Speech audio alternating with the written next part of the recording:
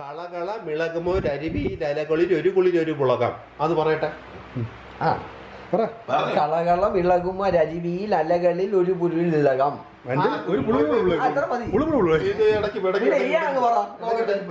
ഞാൻ മത്സരം വെച്ചല്ലോ. ഞാൻ പറഞ്ഞില്ല. അവൻ ബ്ലോഗറാണ്. നാക്ക് തിരിയാത്തവരാണ് ബ്ലോഗർ എന്ന് പറയുന്നത്. ഇതെന്താണ് ഗർഭിണിയാ? മസിലാണ്. കഴിഞ്ഞ മാസം ടെസ്റ്റ് ചെയ്തപ്പോ മസിലെന്നല്ലേ വന്നത്.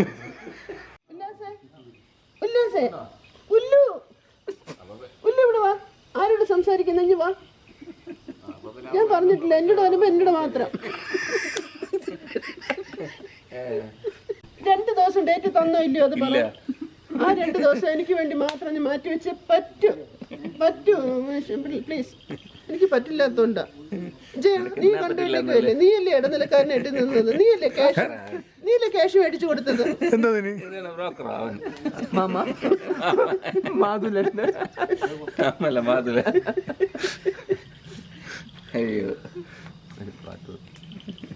പാട്ട് പാടി ഇനി ഞാൻ പറയില്ല. കാല് പിടിച്ചിട്ട് പൊക്കങ്ങ് പോകും.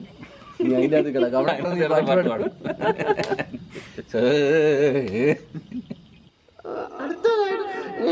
അടുത്തായിട്ട് ഞാൻ അവർക്ക് പോണതായിട്ട് ഉത്സവപ്പറമ്പില് പൊട്ടുന്ന സാധനമാണ്. നിങ്ങൾ മാറി നിൽക്കണം, പൊട്ടും ചിലപ്പം. ഓക്കെ.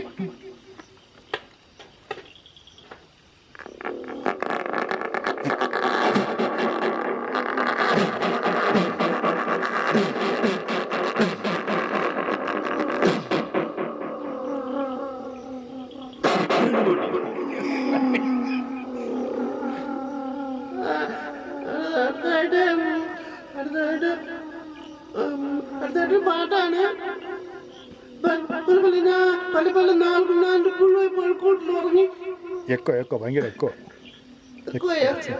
കുറച്ച് കുറയ്ക്കും.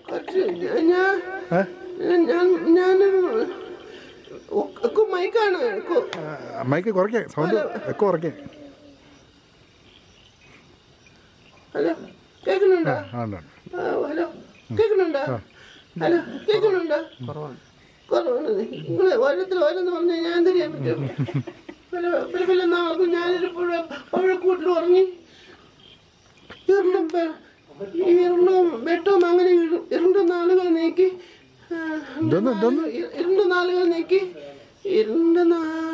നീക്കി ഒക്കെ അറിഞ്ഞൂടാ. മറന്നുപോയി. കണ്ണ് അടയ്ക്കല്ലോ. നല്ല സാധനം കിടന്ന് അങ്ങനെ റെഡിയാവുകയാണ്.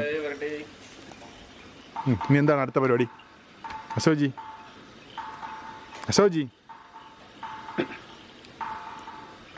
അടുത്ത പരിപാടി എന്ന് പറയുന്നത്, നിങ്ങള് റിസോർട്ടിൽ വന്നു. അത് കഴിഞ്ഞ് കുറച്ച് പേർ മീൻ പിടിച്ചു. ഇതിൽ എത്ര പേർക്ക് മീൻ കിട്ടി?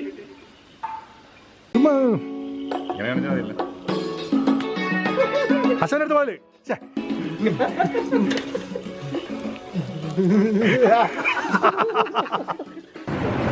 എന്താ വട? ഇത് എന്റെ വടയല്ല.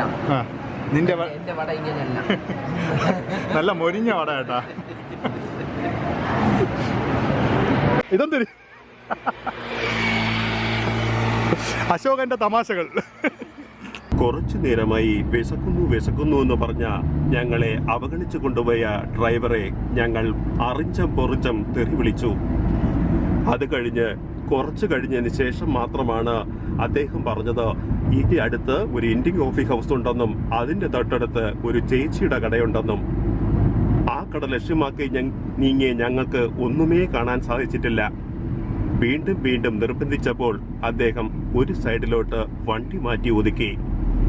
അത് കഴിഞ്ഞ് ഞങ്ങൾ നേരെ കയറിയത് ആര്യാസ് ഹോട്ടൽ എന്ന് പറയുന്ന ഒരു കടയിലേക്കായിരുന്നു.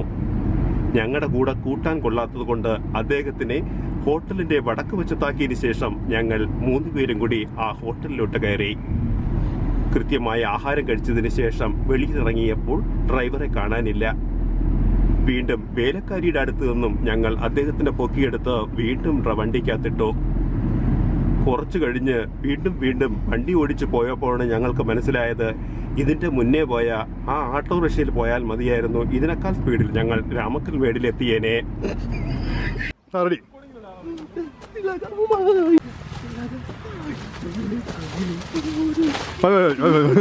നീ എന്താ കാണിച്ചപ്പം ഇപ്പൊ യൂട്യൂബിൽ കാണുന്നില്ല ഒരു ഡാൻസ്, ഭയങ്കര ഡാൻസ് അല്ലേ ഇപ്പൊ കാണിച്ച സ്റ്റെപ്പ്